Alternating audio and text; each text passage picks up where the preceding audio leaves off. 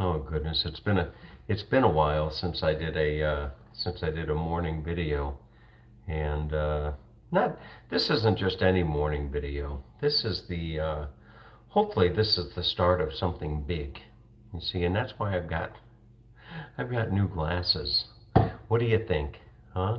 I wanted to go with the I wanted to go with the oh, what's his name? Ted Danson from Cheers. You'll see videos of him, and oftentimes he'll be wearing these big stylish glasses. The woman at Costco said that these are bold. She said, "Oh, those are really bold." I said, "Really?" I said, "I like bold." But anyway, no, it's interesting talking about Ted Danson. Ted Danson from Cheers. I guess his name in Cheers was Sam. But anyway, um, it's interesting is not only as you see yourself age, but it's interesting as you see other people aging as well. People that you haven't seen in a while. Like uh, the other day, I was on Facebook, and on Facebook, for those of you that have a Facebook account, they come up with these friend suggestions. People you may know, people that you may want to. So anyway, I was on there.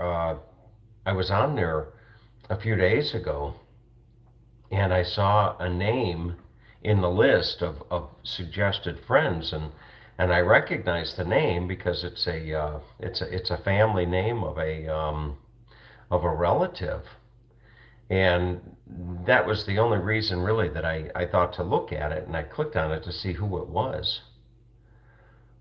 And it was a family member that I haven't seen in a long time. And this family member is in their 50s. I'm still in my 50s for about another week. But this family member is in their 50s. And I hadn't seen this individual probably in the better part of, oh goodness, 20 years maybe. I don't know. I can't remember the last time I saw this individual. And I looked, and it was just disbelief. I mean, the individual had aged so much, and the individual didn't look very healthy at all. And it just came as a bit of a, I don't know if the word is shock, but it just caught me off guard. And it's the whole aging process. It's really interesting. People kind of go through their life oftentimes. A lot of people will go through their lives and they're just kind of lackadaisical. Is that a word? Lackadaisical? But they're kind of lackadaisical in regard to their health and what have you. And I'm trying to be a little bit more proactive than reactive. I started learning about glycemic index. Do you know anything about the glycemic index? You should. I started learning about the glycemic index. Here I was all the while thinking, going to Panda Express and getting the chicken with the green beans and a big bowl of rice was healthy. But no. Rice isn't necessarily all that good for you. Some rice is better than others, like the whole grain brown jasmine rice or something like that. Is I think the best rice that you can have. But rice, bread, a lot of that stuff that has a high glycemic index, you really don't want to be doing that. Another thing I learned is you should fast. Like maybe one day a week, just don't eat anything. That was another thing that I learned. And then of course there's the exercise and maintain social contacts and all that kind of stuff. But anyway, what was I going to say? I got distracted because a text came across. But anyway, enough about that. This video is not about aging, but I am turning 60. I'll be 60. Today is the today is the 14th, so I'll be 60 in the better part of 14, about 11, about 12 days. I'll be turning 12 more days. I'll be turning 60. So I don't really have a lot of I really don't have a lot of thoughts about turning 60. It's just a, how does the saying go? It's just a number. You know, somebody's texting me or calling me right now. But it's just a number. You know, turning 60 or turning anything, turning 70, whatever. But I decided that as I was toiling away in the garden all summer and working on the yard and mowing the lawn and doing all that kind of stuff, I decided that somebody's sending a message. Been on keto intermittent fasting since in February. Down. Oh, very good for you. That's wonderful. Did you say 70 pounds? Is that what you said? Down 70 pounds? That would be a huge drop in weight. But I got to go back and look at that. See that comment? Where is the uh, down 70? That is awesome. Wow. That's it, Jerry. It's handling the mental part. You know, having a good frame of mind in regard to dealing with all things in life is really important. You know, stress is a killer. Stress is a big time killer. I think that's why my dad I don't think really had a lot of stress per se, unless he internalized it. But my dad was a pretty easygoing guy, and he didn't have a lot of stress. And bless his heart, rest his soul, he lived to 90 years old. But anyway, so I started thinking that I want to get out. I don't want to go gallivanting around, Europe and doing like 3 month road trips, living out of my camper, all that kind of stuff. But I do want to get out. And that's why I've been, over the last month or so, I've been taking these short little trips. Trips that are like 2 days, 3 days, something like that, 2 nights, 3 days, or 3 days, 2 nights, or whatever. But I've been taking these short little trips, and those short little trips allow me to get out away from home into nature, but still maintain my garden, still, mow my lawn, that kind of stuff. But what I decided was I was going to start a tradition, and that tradition is like an autumn road trip. To do an autumn road trip every year. And the garden is just the garden is winding down. It's still producing some nice stuff. It's still producing some eggplants and some tomatoes and some peppers and some. I just got some beans out of it yesterday. So the garden is still producing, but they're going to be shutting off the irrigation. We get canal water that comes out of the mountains down the rivers into the reservoirs and then into the canals. And a lot of communities such as mine, the irrigation water is separate from your city water. And every year about this time, they'll be turning that water off. And it's just logical to just kind of like wind down the garden about that time. So I decided that I was going to start a tradition where I go on a road trip. And coincidentally, about a month and a half ago, I saw that the Boise Valley, it's either the Boise Valley Fly Fishing Club or the Treasure Valley Fly Fishing Club, was going to have an outing. They have outings all year long to different places around Idaho and what have you. And they were having an outing to the Swan Valley. I think it's the Swan Valley, Swan River. It's south of Idaho Falls, if you were to look on a map.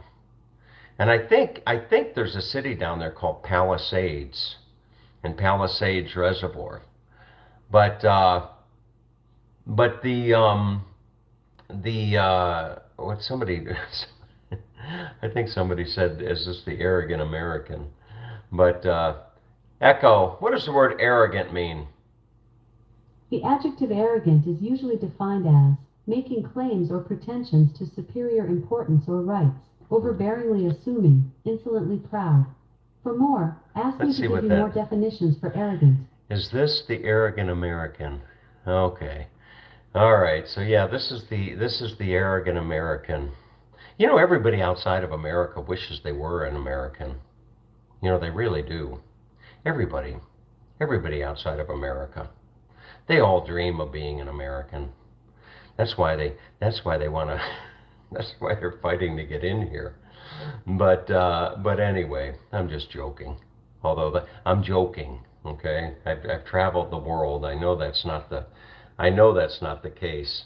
But anyway, um, the fly fishing club is having this outing this weekend on the South Fork of the Snake River.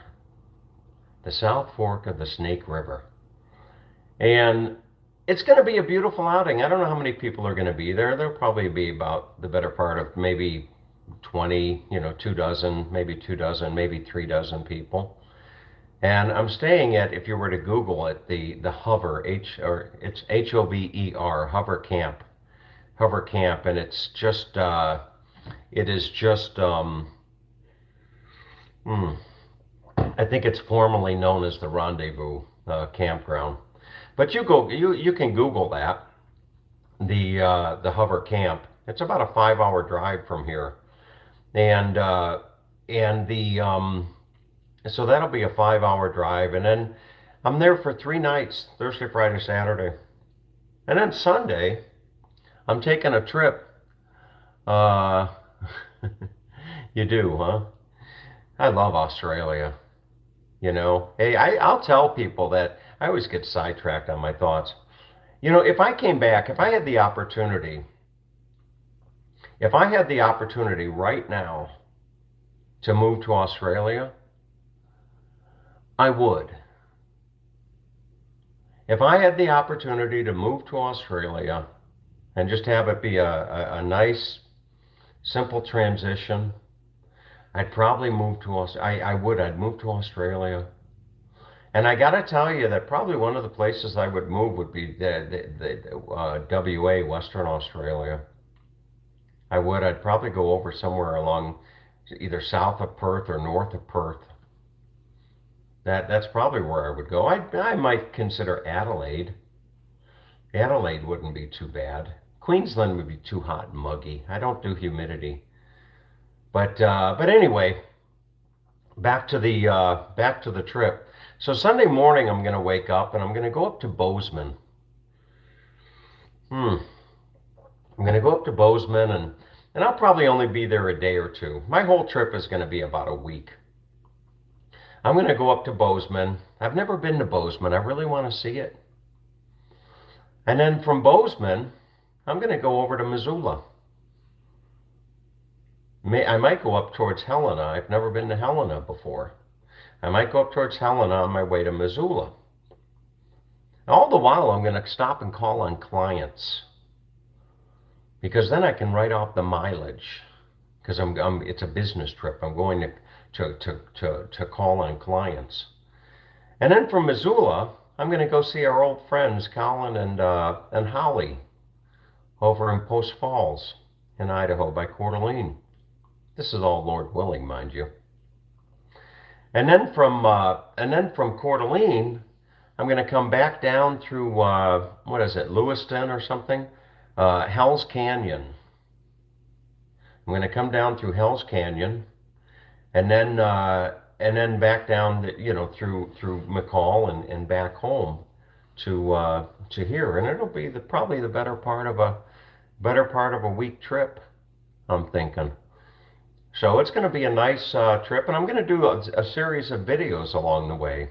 I'll bring you along each day. Like today, I'll have a check-in, I'm sure, at the campground and what have you, and I'll bring you along on the trip, day one, day two, day three, that kind of thing. And I do that in great part uh, for my own benefit and purpose. to be able to go back and relive those moments, such as the video I did the other day, fly fishing. The first fish I ever caught, well, the first real fish I ever caught, a big one. But anyway, so that's the plan, Stan, to do that. And you know, in doing this first video, the departure, I'll kind of share with you where I'm at, give you some things on the garden. Let me turn the camera around here if I can. Check this out. Look at all of this here. Look at all of this. You see? I've got all this stuff pickled. There's some relish. I can't wait for the trip. I don't have it's got some relish, got some beans, got some I think that's what is that? That's jalapenos or something. You know, just all types of stuff. Here's some more salsa, jalapeno salsa. No shortage of pickles. All types of pickles. I've got these type of pickles, and got all types of different pickles, and then of course I've got my different squash. Where's the kimchi? Okay, I don't have the kimchi yet, but I got my I've got my squash going right there. And then if I come over here,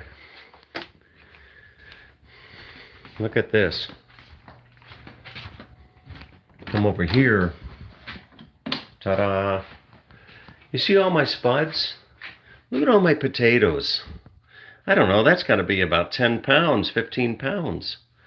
Something like that. But I've got all these potatoes, and look at my pumpkins. You see, I was going to carve these pumpkins, but you know what I'm going to do? I'm going to make stuff with them. Like pumpkin pie and, that kind of stuff. But anyway, so now, let's go and take a look at my, we'll take a look at my garden. It's a beautiful day out here. The temperature's probably going to be in somewhere in the 70s or 80s. No humidity. So we'll come out and remember all the flowers that I planted? I tore all those flowers out because they were drop-in and all that kind of stuff. So that's a project I have before the first frost, is I've got to do something with my landscaping. I don't know. I guess in the autumn is a good time to plant shrubs. So I've got to look up some landscape design and get some nice shrubs in there. And considering how hot it has been here, it's been a hot summer. No humidity, but it's been hot. My lawn pretty much survived. I'm happy with the lawn. So here is the garden. Look at that.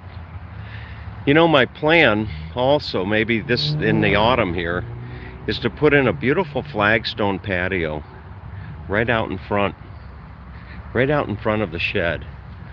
I'll have to dig down about 4 inches, remove the sod, put in a nice what's called road mix base, and then put in a beautiful flagstone patio. Have the chairs, a nice little fire pit.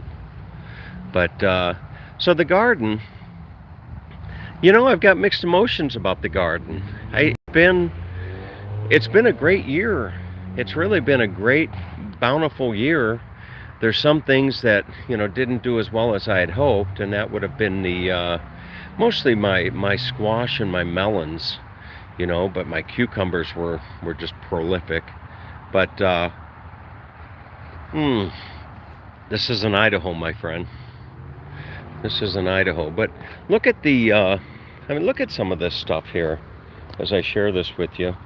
Look at some of these. Where are they? Look at some of these beautiful peppers. You see that? Look at that. Now these will turn red. So these peppers here are just going to town. And then I've got my jalapenos. You see all my beautiful jalapenos. These plants are just really doing well. All of these jalapenos. And then over here, look at these. Look at these peppers. Look at all of those. They're just gorgeous. I forget the name of those peppers. But these peppers are just doing really, really well. I wish I had the tag on them. The name just forsakes me. Now look at all these peppers. You see, I've got all of these. There's just an abundance of these peppers that are coming in. And this is an interesting pepper that I planted kind of late. This is a Romanian rainbow pepper. That's called a Romanian rainbow pepper right there. And then you've got all these other peppers. This plant here is really going to town. So no shortage of peppers. And then of course my eggplants. You see, I've got all of my eggplants coming in. So next year what I'm going to do, and here's my artichoke. This should produce next year. But next year I'm going to be a little bit more organized with my garden. And look at all the blossoms on this. See all the blossoms on this eggplant here. So this is doing really, really well. But and then tomatoes. I've got tomatoes for days. You see, these are all of my beautiful. These are not as much as I like spicy women. But yeah, I like spicy food. Not too spicy though. But these are some yellow zebras. Right there, those are going to turn a beautiful yellow. They'll be ready when I come home. Just beautiful, beautiful tomatoes. And then, what do you got over here? You've got these are all different types of beans. I pretty much harvested these. These beans are just about spent. And then over here, I'm trying to get some more squash. I don't know if I'll be able to get this squash before the first frost, but maybe. I've had a problem with some pest with that. Here's some more beautiful tomatoes growing over here. And then look at this, these eggplants are more eggplant. I don't know if you like eggplant, but I love it. You know, grilled eggplant, or you make baba ganoush. Look at that pepper. You see how nice these are? And then I have all my gourds that I'm going to make birdhouses out of. You see, that's going to be a winter project. I've got no shortage of gourds growing through here. So that'll be a winter project. And then my Spanish labota, that has come in. Look at that. You see? I didn't know if I'd be able to get that to bloom. But boy, that came in just beautifully. Really, really beautifully. Look at all of that. Just gorgeous. And then coming back around here, this was my attempt at a flower garden, and it was just all it just kind of went all crazy on me, you know, the flower garden. But then back over here to my raised bed. You see, I've got my oregano and my thyme. Look at that.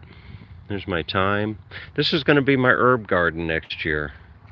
I'm not going to plant the cabbages and the broccolis and all that stuff. You know, now I've got my peas are coming in. Or yeah, my peas. You know, these are really good for stir fry. Right here. Ooh, boy, that tastes good. Look at this.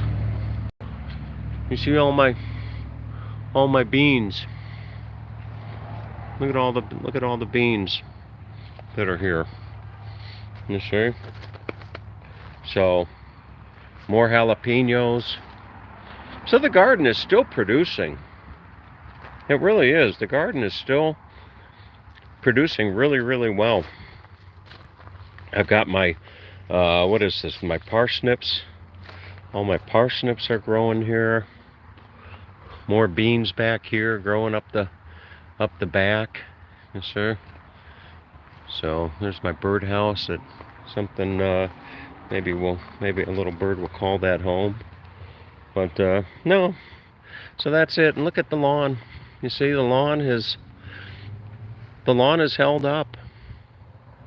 All my strawberries. I just had strawberries that I had frozen back in June this morning on my brekkie. But no, it's all held up. You know, everything is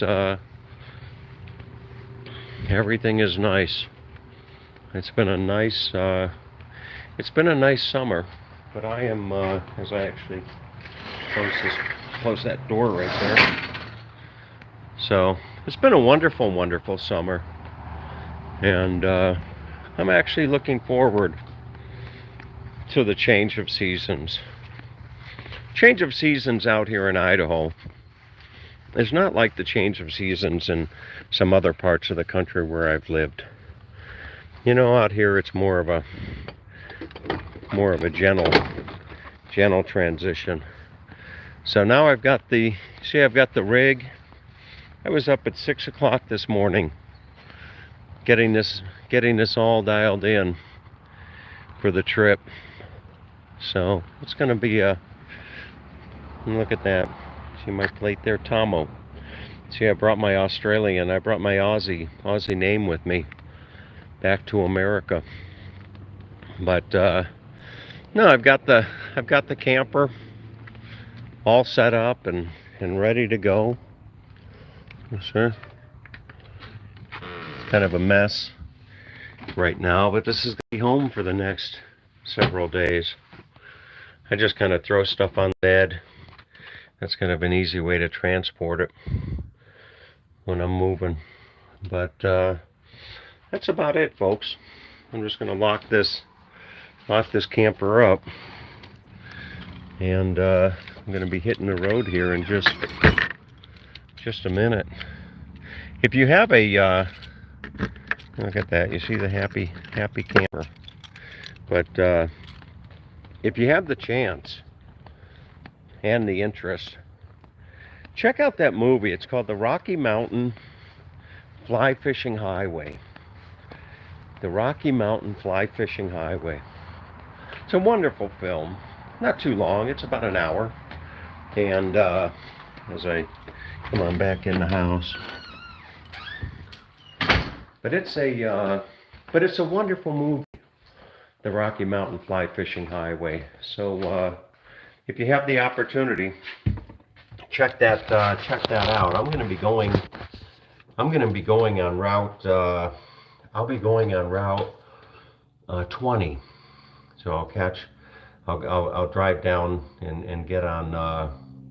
It's not an interstate, I guess. It's a Highway 20, which will take me all the way over to Idaho Falls, and then ultimately to the campground, Hover Camp.